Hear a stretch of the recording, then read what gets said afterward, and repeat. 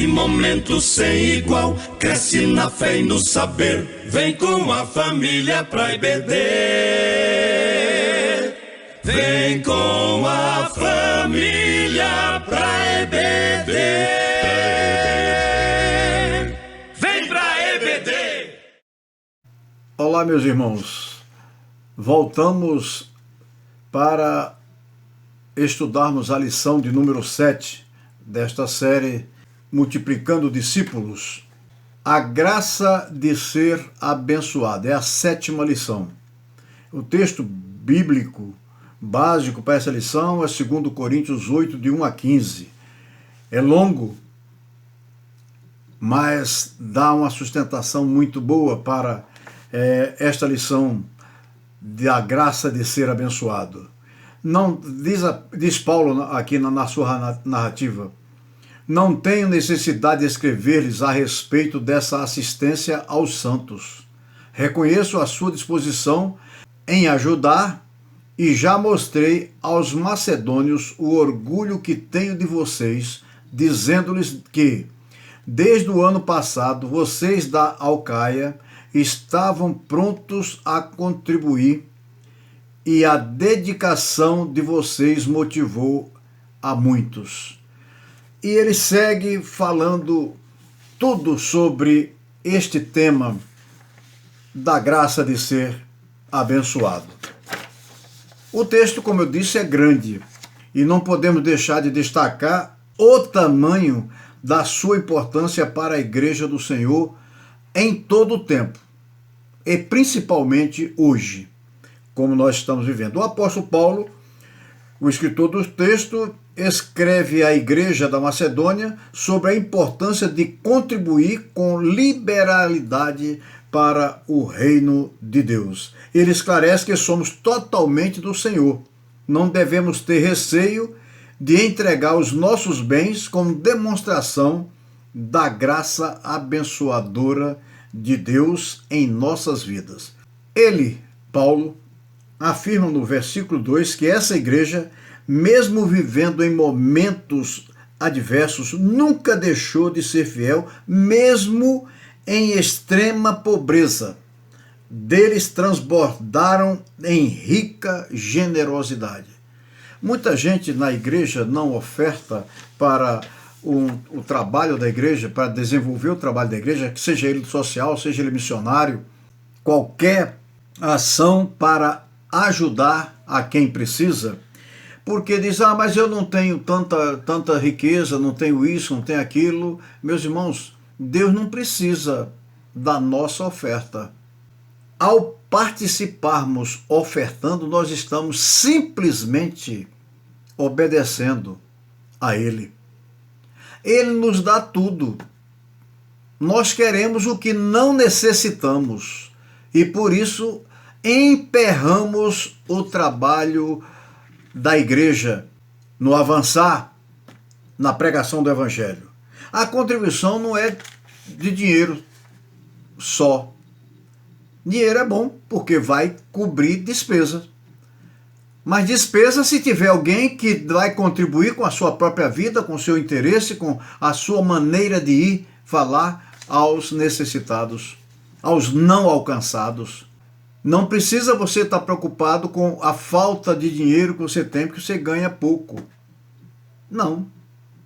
Mas se preocupe em ser um instrumento de Deus, dando o seu tempo, dando a sua vida para Deus. Não se incomode, porque Ele recompensará cobrindo as suas necessidades. Ele afirma nesse versículo 2 que mesmo vivendo em momentos difíceis, de extrema pobreza, deles dava rica generosidade. Isso é, confiança em Deus e a compreensão de que Ele reina sobre as nossas vidas e sobre os nossos bens, pois tudo que temos pertence a Deus. A não ser que você não pertença a Deus. Você não quer ser de Deus. Você não quer trabalhar com Deus. Você não quer ser útil à obra do Senhor. Portanto, não entendermos essa verdade, tememos entregar o que pertence a Deus e, por conseguinte, não conseguimos ver as misericórdias do Senhor sendo ministradas em nossas finanças, em nosso viver também. Porque se você sai do seu lugar de conforto e vai para um campo missionário, você vai com a ajuda de alguém. E você vai dependente do Senhor. Deus levanta quem vai sustentar você na obra. Não precisa temer. Veja bem, Paulo era um homem bem situado, doutor da lei, aceitou o convite de Jesus e foi ser perseguido. Ele que era perseguidor, ele passou a ser perseguido. Quando entregamos com liberalidade, experimentamos a prosperidade do Senhor.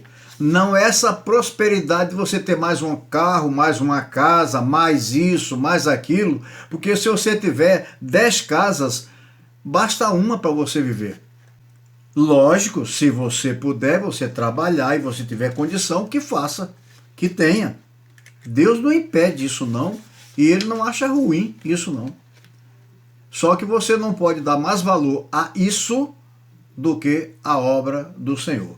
Devemos ser liberais. Aquela igreja da Macedônia compreendia as necessidades da comunidade e sabia que deveria ser liberal, para que os objetivos do reino fossem alcançados. Qual é o objetivo do reino? Alcançar a todo indivíduo na face da terra. A mensagem de salvação deve ser pregada em todos os lugares da terra. Todos os povos, línguas e nações devem ouvir para poder então tomar a sua decisão. Como igreja, realizamos um poderoso trabalho missionário no Brasil e no mundo, com parceria das juntas de missões nacionais, missões mundiais, que realiza trabalho social auxiliando centenas de pessoas, e nós podemos nos lembrar de um dos casos mais recentes. Não vamos citar tantos não, aquele de Brumadinho. O trabalho missionário de fazer o quê? Juntar as igrejas, comprar um monte de máquina de lavar, lavar roupa daquele pessoal que estava trabalhando na lama, passar, deixar tudo prontinho para entregar a eles. Mas o que é isso? Isso salva alguém? Um crente que não entende o plano de Deus pode fazer essa pergunta. Mas aquele que segue os passos de Jesus, não. Porque fazendo o bem, alguém vai buscar saber o porquê daquilo. O trabalho foi feito.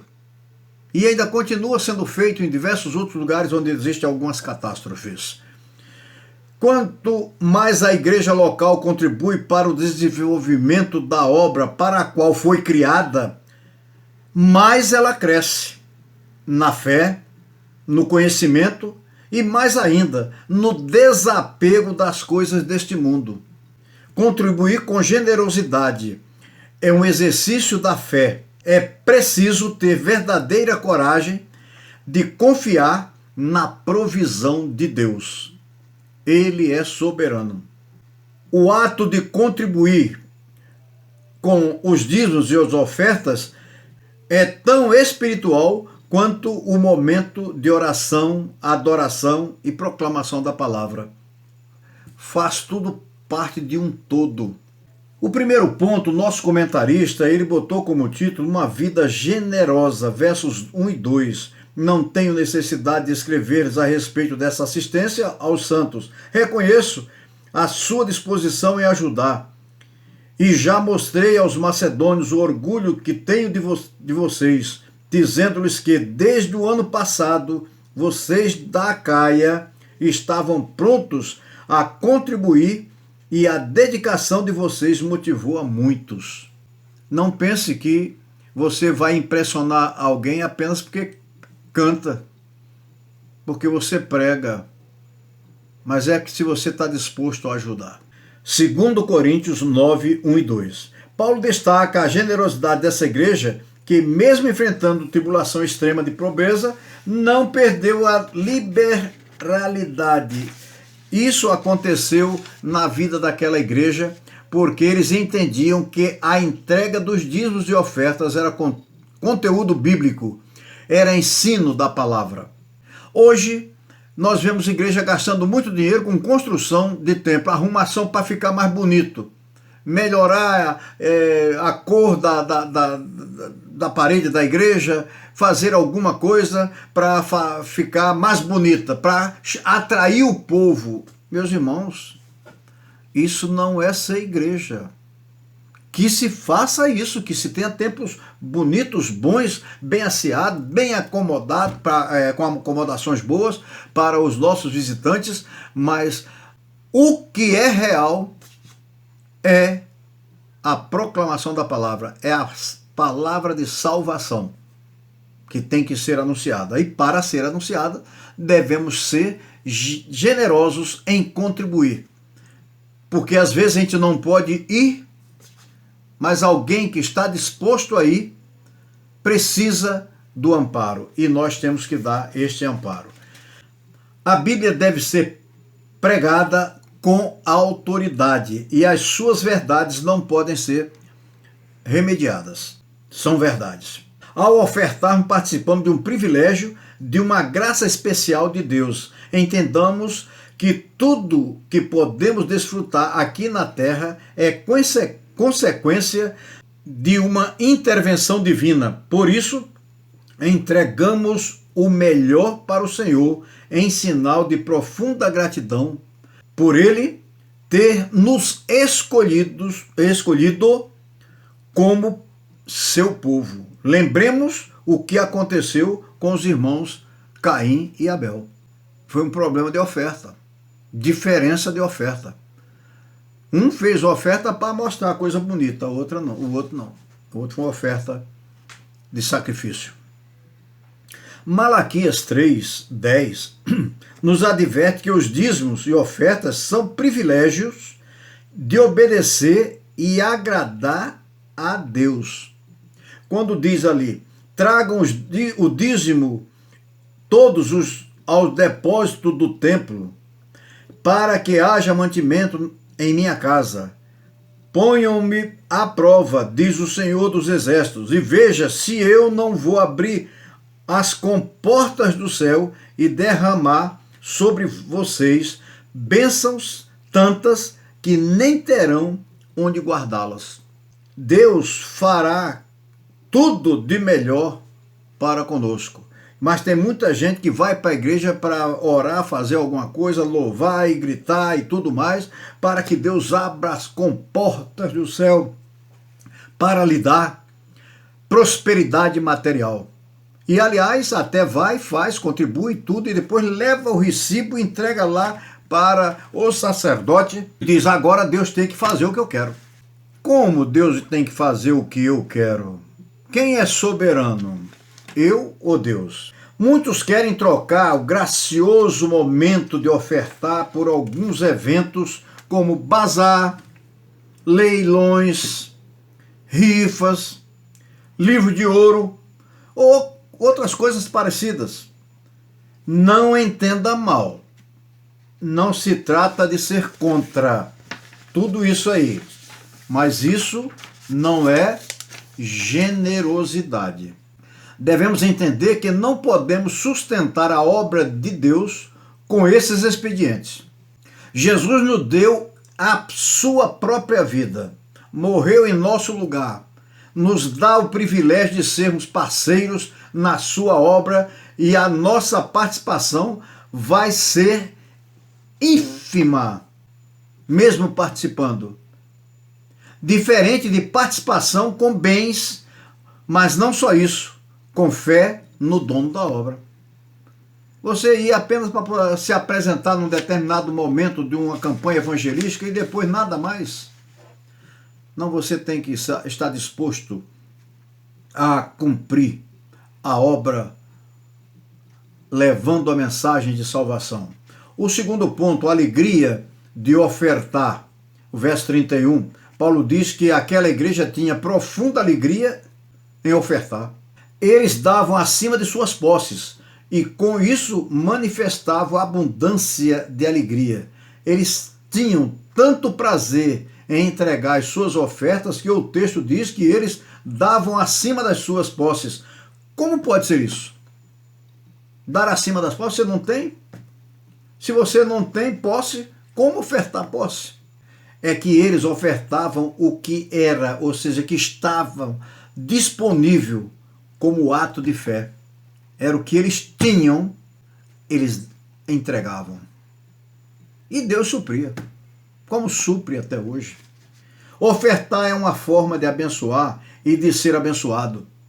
A oferta está ligada ao princípio da semeadura e colheita, do plantio na boa terra. Lembre-se, aquele que semeia pouco também colherá pouco, e aquele que semeia com fartura também colherá fartamente, segundo Coríntios 9:6. Isso é o que diz a palavra. A oferta reforça o princípio de que somos mais bem-aventurados, ou seja, abençoados, quando damos do que recebemos. Há maior felicidade em dar do que receber. Atos 2,35. Confira lá. Quando entendemos esse princípio, passamos de nível. Deixamos de ser crente com as mãos estendidas para receber, pois agora estendemos as mãos para abençoar. Isso só acontece quando você é generoso. Porque Deus te dá essa oportunidade, te dá mais algo para que você não fique para você, atenda à necessidade de outros. Não devemos ter medo, pois o Senhor garante o suprimento com abundância para aqueles que são fiéis em ofertar generosamente para o seu serviço. Esta é a experiência de Paulo e deve ser a nossa. O meu Deus suprirá todas as necessidades de vocês de acordo com as suas gloriosas riquezas em Cristo Jesus. Filipenses 4:19. Já estamos quase no fim, mas vamos ver aqui o terceiro ponto. Atitude de fé, versículos 10 e 11.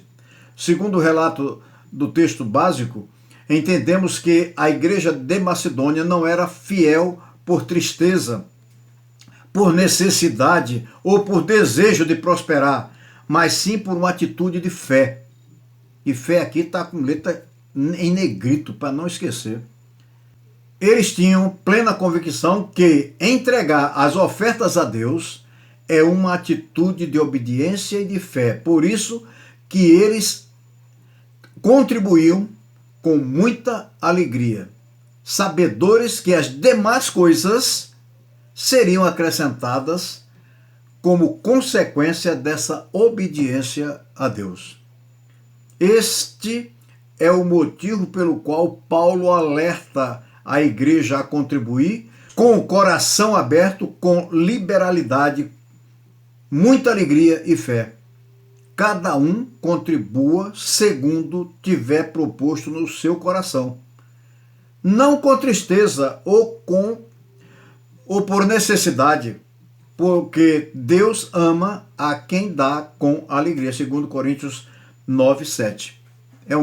É um texto que volta e meia na igreja se fala, mas se fala com o intuito de arrecadar. Eu quero saber se é com o intuito de instruir as pessoas a aprenderem a dar, doar, se doar para a obra do Senhor. O momento da oferta deveria ser o momento mais festivo do culto. As pessoas deveriam ir com um sorriso no rosto para entregar a sua oferta, pois isso é um grande testemunho do poder de Deus. Ofertar é ao mesmo tempo uma atitude de fé e boas obras. Todo mundo fica alegre quando pratica uma boa obra, ou seja, atende a alguém, faz uma boa ação para o próximo. E quando a fazemos para Deus, é com alegria? O momento da oferta deve ser um momento de profunda alegria para a Igreja de Cristo, pois os crentes glorificam por tantas bênçãos que Ele tem derramado sobre suas vidas. Ao ofertarmos, o nosso rosto deve transparecer a nossa alegria no Senhor. Deus ama ao que dá com alegria, multiplicando nossa sementeira e aumentando os frutos da nossa justiça, segundo Coríntios 9, 7 a 11. Agora vamos parar um pouquinho, depois de ouvir tudo isso, para pensar e agir. Deus está nos convidando a uma dimensão mais profunda de relacionamento com Ele. Para isso, devemos entender que toda a nossa vida deve estar em suas mãos. Precisamos ser generosos, ofertando com liberalidade e com o coração cheio de alegria e fé, para agradarmos o nosso Deus, que é tão bom e maravilhoso para conosco. Que Deus nos abençoe nesta caminhada de fé. Tudo, ó Cristo, a ti entrego, corpo e alma, eis aqui. Frases de um hino do nosso cantor cristão. Deve ser nossa atitude.